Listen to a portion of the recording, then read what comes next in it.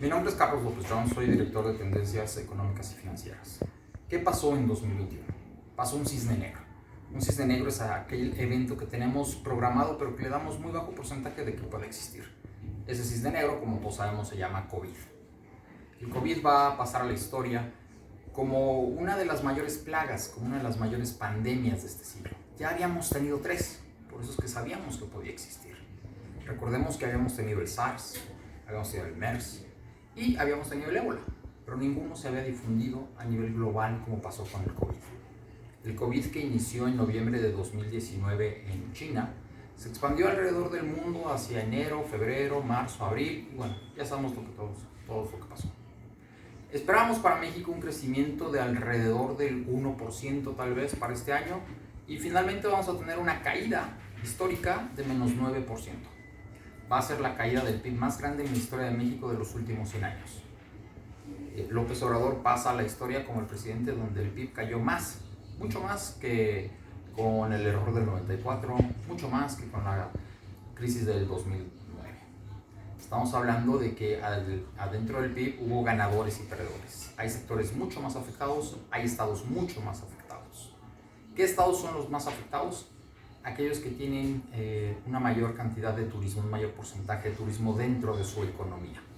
Aquellos donde la preparación de alimentos tiene un gran peso dentro de su economía. México es el área que más empleos genera en México, es la preparación de alimentos. Después le sigue el alquiler de inmuebles. Esto es, restaurantes y hoteles son los sectores más afectados en esta crisis. El INEGI estima que entre micros y pymes, que son las empresas que más perdieron en esta crisis, se pierden 1 millón de empresas. Es cierto, nacen más o menos 500,000 nuevas empresas, pero 1 millón de empresas no volverán a abrir. ¿Qué pasó con la inflación? La inflación se mantuvo primero bajo. Tuvimos una inflación muy baja en los primeros meses del confinamiento de abril y mayo, cuando las empresas se ven ante la necesidad de bajar precios para poder vender lo que sea, literalmente. Y después vemos un crecimiento vertiginoso de la inflación. De 2.53 llega a 4.09 en octubre. Y eso es producto de la depreciación cambiaria. Hay una salida de capitales golondrinos del país de manera impresionante. Teníamos 120,000 millones de dólares en capitales extranjeros invertidos en papeles mexicanos. Bajamos alrededor de 80,000. Hay una caída de 40,000 millones de dólares. Nunca habíamos tenido una salida de ese tamaño.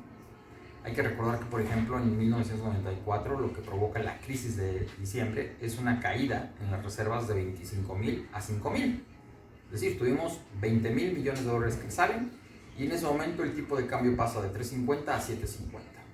Ahora tenemos una caída de 120,000 a 80,000 sin que se muevan las reservas de Banco de México, eso es muy importante señalarlo, y eso mismo provoca una muy fuerte salida de dólares del país. ¿Qué tenemos entonces? Bueno, pues tenemos una depreciación de 18.50 a más o menos 25 pesos. ¿Qué pasa después? Bueno, pues empiezan a reabrirse las economías, en Estados Unidos, en Europa, en Japón, tenemos ya tasas negativas. Estados Unidos baja a tasas de 0%, 0.25%. A pesar de la reapertura, las tasas en Estados Unidos oficialmente se mantienen en 0.25%, pero el bono de 10 años está pagando 0.68, 0.78. Y México le sigue pagando al inversionista en dólares 2.50%, 1.5 veces más. Y en pesos le está pagando más o menos el 6% a 10 años. La tasa de referencia en México pasa de 8.50 a 4.25, y en tendencias creemos que puede seguir bajando. De momento se mantiene en 4.25. Es una tasa real, es decir, todavía por encima de la inflación, que, como señalábamos, mantiene alrededor del 4%. Y eso es por la depreciación cambiaria. Al irse el tipo de cambio de 18 pesos a 25 pesos, quienes importan bienes y los venden en México tienen que comprar bienes ahora a un tipo de cambio de 22, 23, 24 pesos.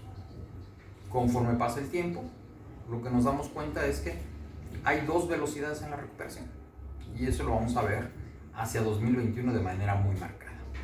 El sector externo, nuestras exportaciones, empiezan a crecer de manera muy importante. Las importaciones se estancan. ¿Por qué? Porque quienes importan bienes y productos para México estiman que la demanda no será lo suficiente y deciden que hay que importar menos. Entonces tenemos dos velocidades ahí importantes. ¿Qué pasa con el petróleo? Bueno, el 20 de abril del 2020 pasa a la historia como el primer día en la historia de la humanidad en que el petróleo tiene un precio negativo. Los productores de petróleo le tienen que pagar a terceros para que se lleven el petróleo, porque el petróleo deja de ser un bien para pasar a ser un mal. La mezcla mexicana tiene el 20 de abril del 2020 cotizó en menos $3. El WTI llegó a cotizar para muy pocos barriles, pero queda para la historia en menos $20. Es decir, el productor tuvo que pagar $20 para que se llevaran cada barril de petróleo. ¿Qué pasa con el resto de las materias primas? Bueno, el resto de las materias primas lo que vimos es para el oro sube de precio, se convierte en un refugio interesante. La plata se convierte en otro refugio interesante, pasa de 17 a $25. En el caso del oro pasa de $1,400, $1,500 que lo estábamos viendo, hasta los 1,800, llega a cotizar encima de los $1,900 en algunos meses del año. Conforme pasa el año, conforme nos acercamos a finales de año, viene una vacuna, vienen 2 vacunas, vienen 3 vacunas. Hay buenas expectativas para las vacunas. Eso permite que haya una mayor expectativa de crecimiento para el próximo año. Y esa mayor expectativa de crecimiento para el próximo año hace que el precio del oro y de las materias primas en general bajen de precio. ¿Qué pasa con alimentos? Bueno, en el caso de los alimentos, las personas se quedan más tiempo en casa, van menos a restaurantes. Vemos un cambio en el consumo, en las canastas de consumo de las familias alrededor del mundo. Cae el consumo en restaurantes, pero aumenta el consumo en tiendas de autoservicio. ¿Por qué? Pues porque las personas que ya antes salían a comer al restaurante, pues ahora tienen que comer, pero entonces compran su propia comida y la preparan en su propia casa. Alrededor del mundo vemos que los restaurantes son los más afectados. Esta idea del comercio electrónico, de que las personas pidan a domicilio, no es suficiente en la mayoría de los casos para mantener abiertos los restaurantes, para pagar los costos fijos. Esta era una tendencia que habíamos visto que estaba creciendo de manera muy interesante, pero al parecer son pocos o casi ningún restaurante que logran sobrevivir solamente con pedidos a domicilio. Todos necesitan de las grandes cuentas que se generan estando, compartiendo, departiendo y tomando licor en el restaurante. De momento eso pasa con los restaurantes, pero vemos un incremento interesante en la compra de alimentos en supermercados. ¿Qué pasa con los mercados? Bueno, ahí tenemos claros ganadores y claros perdedores. Más o menos en los últimos 12 meses el índice tecnológico del Nasdaq de Estados Unidos, donde están las plataformas como el Zoom, que cobra vida de manera impresionante, todo lo que tiene que ver con comercio electrónico, todo lo que tiene que ver con home office, todo lo que tiene que ver con school in the home, etcétera, etcétera, son las nuevas tendencias que los consumidores están aceptando. Entonces son empresas que reciben carretadas de dinero. Entonces el Nasdaq trae un crecimiento del 40%. En el mes de agosto, el Dow Jones tan tradicional que es, saca de su índice a Exxon, la petrolera que hace unos años era la número 1 del Dow Jones. La termina sacando en 2020 para incorporar empresas del sector tecnológico y no perderse en esta oleada. Entonces, los mercados, por un lado, reajustan, los inversionistas reajustan sus carteras, se salen de mercados tradicionales, se salen de hoteles, se salen de restaurantes, se salen del sector turismo. Las aerolíneas son de las más afectadas a nivel mundial. Se estima una caída de más o menos $60,000 millones. Y ahora regresan, pero al sector tecnológico, hacia las nuevas tendencias. Lo que parecía algo que se iba a dar en los próximos 10 años, tendencias que parecían que se iban a dar en los próximos 10 años, en los últimos 6 meses han cobrado vida de manera impresionante. Estamos hablando del home office, estamos hablando de la educación a distancia, estamos hablando de reducir la presencia humana en ciertos lugares. Y bueno, vamos a ver qué pasa en los próximos años. ¿Qué pasó con las finanzas públicas mexicanas? Bueno, pues hay una caída en el gasto porque hay una caída en la recaudación y la recaudación no cae tanto en México por varios motivos. Uno, porque los neoliberales dejaron guardaditos de más o menos 300,000 millones de pesos que este año se acabó el gobierno, para eso eran, para enfrentar una crisis. También había juicios del pasado, que el SAT de gobierno de liberales había iniciado juicios en contra de empresarios que les debían grandes cantidades de dinero. Y el gobierno actual les aprieta las tuercas a los empresarios ceden, muchos de ellos se quejan, los que son extranjeros, con sus gobiernos y dicen, oye, ¿qué está pasando en México?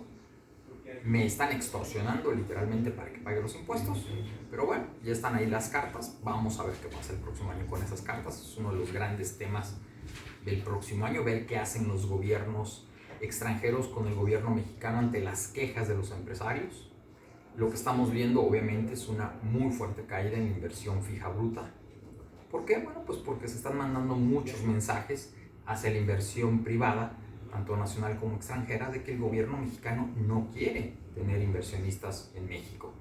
Lamentablemente el presidente en una mañanera dijo que él era servidor público, que su trabajo en consecuencia era atender a las empresas públicas, es decir, a Pemex y SFE, y que su trabajo no era atender a las empresas privadas. Es decir, es un presidente que no tiene ningún interés por formar lazos, por formar puentes, por fomentar mecanismos de comunicación con las empresas privadas. Lo último que hizo fue desaparecer la oficina de enlace entre el sector público y el sector privado que tenía a su cargo el señor Alfonso Romo, quien simplemente renunció de su cargo y no va a haber sustituto, porque el presidente dice que no es necesario a pesar de la enorme crisis que estamos viviendo. Concluimos un 2020 con 5 millones de desempleados, con una recuperación de la crisis que se parece a una raíz cuadrada, por decirlo de alguna manera. Es decir, veníamos con un crecimiento de 1 o 2% más o menos en los últimos años neoliberales. En 2019 caímos un poco, casi nada, no hay un crecimiento interesante. Luego viene una caída muy fuerte del 9% para este año. Y luego viene una pequeña recuperación en los primeros meses de la reapertura. Estamos hablando de los meses de julio, agosto, septiembre, tal vez octubre. Pero hacia los meses de noviembre, diciembre, en el último trimestre, ya vemos nuevamente un estancamiento de la economía. ¿Por qué? Bueno, pues porque todavía hay muchos sectores que no se recuperan y, como lo señalábamos, pues hay una gran desconfianza de la iniciativa privada sobre lo que está haciendo este gobierno. Muchas gracias.